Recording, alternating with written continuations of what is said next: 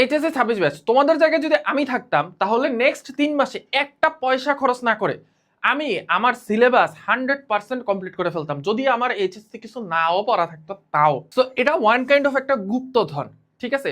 So তোমরা এমন ভাবে হচ্ছে সিলেবাসটা কমপ্লিট করতে পারবা, বাংলাদেশের best of the best teachers, বাংলাদেশের ইতিহাসে যত টিচার্স আসছে তাদের মধ্যে বেস্ট অফ দ্য বেস্ট টিচারদের একদম ফ্রি ক্লাস দেখে হচ্ছে তুমি তোমার সিলেবাসটা কমপ্লিট করতে পারো। এবং কাদের ক্লাস দেখবা সেটা আমি এই ভিডিওতে তোমাদের বলে দিব।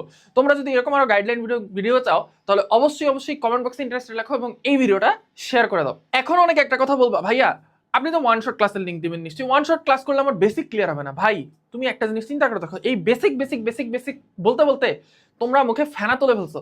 But what is basic? তুমি যদি কোনো একটা ম্যাথ সলভ করতে পারো, তুমি যদি জানো যে 2+2=4 হয়, তোমার তো আর বেসিক জানার দরকার নাই। ম্যাথের ক্ষেত্রে তোমরা এমন অনেক বুয়েটের ভাইয়া দেখবা যে কি করে, ম্যাথ মুখস্থ করে বুয়েটে চান্স